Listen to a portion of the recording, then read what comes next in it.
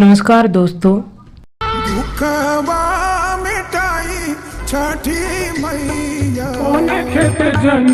मैथिली, भोजपुरी और हिंदी गानों को आवाज देने वाली पद्मश्री शारदा सिन्हा दुनिया को अलविदा कह गई। बेगूसराय के दियारा स्थित गांव की बहू से लेकर बिहार कोकिला तक का सफर तय करने वाली गायिका शारदा सिन्हा के लिए ये सफर उनके पिता और पति की वजह से ही आसान हो सका। 72 साल की उम्र में वो दुनिया को छठ पर्व के दौरान अलविदा कह गई। स्थिति में जो है वो वाइटल्स बहुत ज्यादा फ्लक्चुएट कर रहे हैं, कभी कुछ दिक्कतें आ रही हैं, तो बहुत चैलेंजिंग है। इसको बहुत थिन फाइन लाइन से लेकर के निकालना है शारदा जी को। करीब 5 साल पहले उन्होंने एक इंटरव्यू के दौरान बताया था कि शादी के बाद उन्होंने अपनी सास की नाराजगी भी झेली, लेकिन गाना नहीं छोड़ा। शारदा सिन्हा एक साधारण परिवार से थी, लेकिन वो अपनी काबिलियत की वजह से इतने बड़े लेवल तक पहुंच गई। आइए आज इसकी कहानी गहराई से जानते। बिहार से दूर कई मजदूर देश के अलग अलग शहरों में मेहनत मजदूरी करते हैं ताकि अपने परिवार का पेट पाल सके। ये लोग खेत से लेकर फैक्ट्रियों में, बिल्डिंग से लेकर सड़कों तक हर जगह काम करते हैं, लेकिन हर साल छठ के समय ये सब छोड़कर अपने गांव की ओर लौटने की कोशिश करते हैं। हर किसी को घर की याद सताती है, छठ पर्व का इंतजार होता है, अपने परिवार के साथ घाट पर पूजा करने का सपना उनके आंखों में होता है।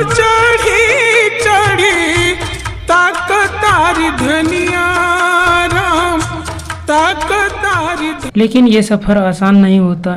ट्रेनों और बसों में इतनी भीड़ होती है कि बैठने तक जगह नहीं मिलती। टिकट लेना भी मुश्किल हो जाता है। कई बार काले बाजार में ऊंची कीमतों पर टिकट लेना पड़ता है। जैसे 27 तारीख सुबह का हमारा ट्रेन था, तो 27 तारीख हम 7 बजे यहाँ पे पहुँच गए थे। कल 7 बजे से अगले दिन दूसरे दिन 7 बजे तक, मतलब 3 दिन से हम बैठे रहे। इन परेशानियों के बावजूद दिल में छठ का उत्साह लिए ये मजदूर किसी तरह से निकल पड़ते हैं। हालत बताने की लायक नहीं है, क्योंकि एक तो बाथरूम में जाने के लिए भी पैसे ले रहे हैं। गर्मी, भूख, प्यास और थकान के बावजूद उनका हौसला कम नहीं होता, चाहे खड़े रहना पड़े या जमीन पर कहीं बैठना पड़े। जमीन भी ऐसा कि वो बैठने लायक तक नहीं है। ये सफ़र में हर मुश्किलों को झेलते हैं, क्योंकि ये सफ़र उनके लिए एक उम्मीद है अपने घर लौटने की। इस सफ़र में साथ होता है शारदा सिन्हा के मधुर गीतों का, जो उनके दर्द और अपने घर की याद को और गहरा बना देती है।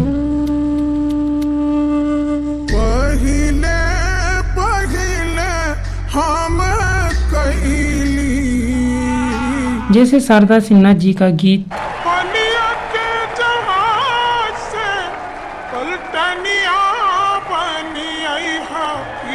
इस गीत में जो भाव है वो हर प्रवासी बिहारी के दिल में छठ के समय जाग उठता है।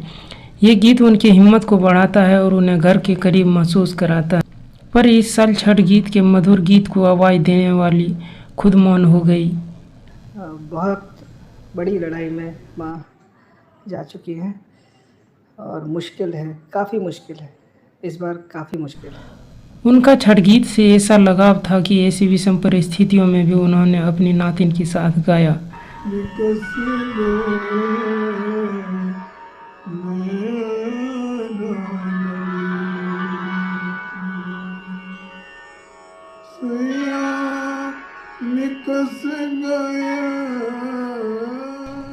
शारदा सिन्हा का जाना सिर्फ बिहार वासियों के लिए ही नहीं बल्कि पूरे देश के लिए दुखद पल है।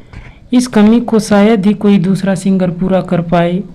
हाल ही में उनके पति ब्रज किशोर सिन्हा के निधन से सदमे में शारदा सिन्हा कई दिनों से दिल्ली के एम्स अस्पताल में भर्ती थी और पिछले कुछ दिनों से वेंटिलेटर पर भी थी। बीमार पड़ने के बाद लोग उनके स्वस्थ होने की कामना कर रहे थे, लेकिन मंगलवार रात अचानक से आई मनहूस खबर ने पूरी क्षेत्र को शोक में डुबो दिया। शारदा सिन्हा का सुपौल से गहरा नाता रहा है। यहीं पर उनका 1 अक्टूबर 1952 को जन्म हुआ था। उनके पिता Sukhdev Thakur Supaul Williams high school के प्राचार्य रहे, जो आगे चलकर शिक्षा विभाग के अधिकारी भी रहे। शारदा सिन्हा ने अपनी प्रारंभिक शिक्षा राघोपुर प्रखंड के हुलास गांव में ही पूरी की और आगे की पढ़ाई के लिए उन्होंने पटना यूनिवर्सिटी और मिथिला यूनिवर्सिटी से पूरी की। मिथिला यूनिवर्सिटी से उन्होंने म्यूजिक में MA की उपाधि ली। आगे चलकर उनकी शादी बेगूसराय के सिहमा के एक नौजवान ब्रज किशोर सिन्हा से हुई। शारदा सिन्हा को बचपन से ही गाने और डांस करने का शौक था, जिसे उन्होंने अपने साथ जारी रखा।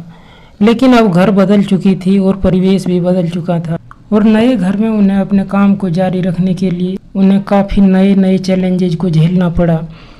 लेकिन इन चैलेंजेज के बावजूद शारदा सिन्हा के मजबूत ऑडियंस हर तरफ थे, चाहे वो हाउसवाइफ हो या घर के बाहर काम करने वाली वीरांगनाएं, अपने ही इलाके में काम करने वाले लोग हो या प्रवासी बिहारी मजदूर, इन सब का भरपूर प्यार था शारदा सिन्हा जी के साथ। शारदा सिन्हा शादी के बाद जब नई घर में आई तो ससुराल वालों के विरोध का सामना करना पड़ा। उनकी सास को उनकी गायिका बनने से आपत्ति थी। विरोध भी ऐसा कि सास ने विरोध में 3-4 दिनों तक खाना तक नहीं खाया। जब ऐसा बवंडर खड़ा होता है तो सामने वालों को पिघलना ही पड़ता है, अपना काम भी बदल लेना पड़ता है और कई बार अपने काम से समझौता तक करना पड़ता है। लेकिन शारदा सिन्हा भी कहाँ डिगने वाली थी। उनका संगीत के प्रति जुनून ने उस घर में भी माहौल को संगीतमय ही किया। इसमें उनके ससुर ने उनका साथ दिया, जिन्हें कीर्तन से बहुत ही प्यार था और घर के पास ही ठाकुरबाड़ी मंदिर था। जब घर में संगीत के कारण माहौल बिगड़ता तो उनके ससुर बोलते, दुल्हनिया ठाकुरबाड़ी में भजन गा देगी क्या? ये सुनते ही शारदा सिन्हा की सास गुस्से से लाल हो जाती और कहती, आप तो इनका मन ही बढ़ा रहे हो, भजन के लिए ठाकुरबाड़ी जाएगी नई दुल्हन। एक इंटरव्यू में शारदा सिन्हा ने बताया, जब ससुर मेरे सपोर्ट में आए तो मैं बहुत खुश थी, लेकिन मेरी सास गुस्से से लाल हो गई। मैंने सोचा वह खाना खाए या न खाए, मेरे को तो भजन गाना ही है। बस मौके की तलाश थी और मौका मिलते ही भगवान राम का भजन भी गाया, जिसके बोल थे,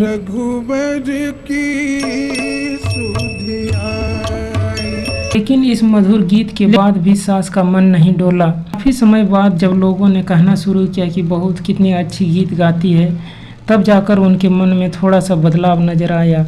उस दौर में शादी के गाने आंगन में ही गाए जाते थे, लाउड स्पीकर नहीं होता था। शारदा सिन्हा ने बताया कि मैंने आंगन से संस्कार के गीतों को बाहर निकाला।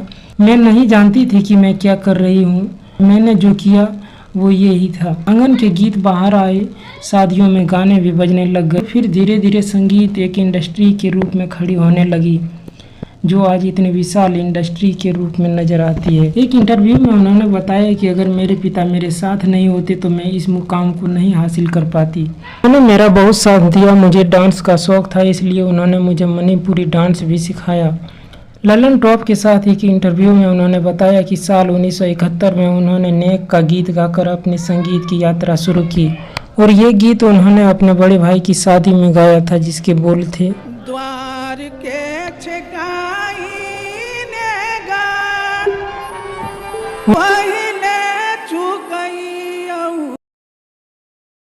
1974 में उन्होंने पहली बार भोजपुरी गीत गाई, लेकिन उनके जीवन में अभी भी संघर्ष जारी था। 1978 में उनका छठ गीत उठा सूरज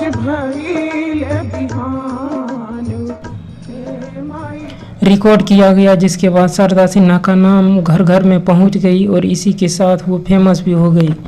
साल 1989 में उन्होंने बॉलीवुड में भी कदम रखा और इस गीत को गाकर खूब सराहना भी बटोरी। ये ऐसी गायिका थी जिसने भोजपुरी मैथिली मगही को अंतर्राष्ट्रीय लेवल पर एक नई पहचान दिलाई। इनके कई गीत ऐसे हैं जिनके रचयिता को हम नहीं जानते। दुखवा मिटाई छठी मैया रउए असरा। छठ के फेमस गीत के रचयिता जो हमारे दिलों पर राज करते हैं वो ये हैं।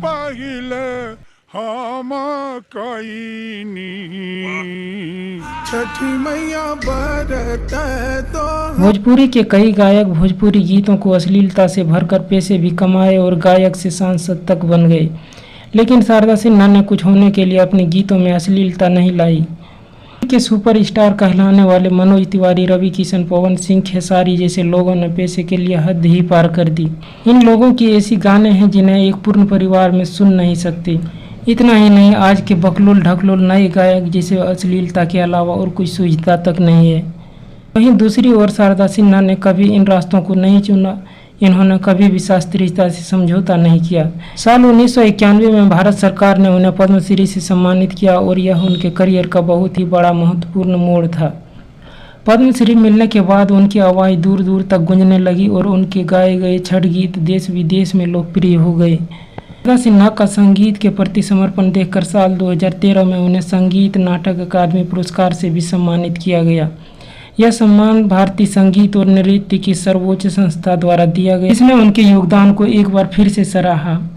शारदा सिन्हा जी का संगीत सफर यहीं नहीं रुका। साल 2018 में उन्हें देश का तीसरा सर्वोच्च नागरिक सम्मान पद्म भूषण से भी सम्मानित किया गया।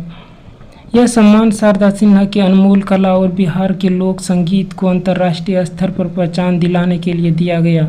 उन्होंने मैथिली में भी कई गीत गाए जिन्हें काफ़ी लोकप्रियता मिली। विवाह में उनके गीत तो परंपरा का हिस्सा बन चुकी है। जब तक इनकी मधुर गीत को न बजाया जाए विवाह अधूरा ही लगता है। शारदा सिन्हा के इन पुरस्कारों ने उनके कला प्रेम को और भी मजबूत किया। वह आज भले ही हमारे बीच नहीं रही, लेकिन उनकी आवाज़ में वो जादू है जो हर दिल को छू जाती है और हमें अपनी मिट्टी से जोड़े रखती है। बहुत बहुत धन्यवाद।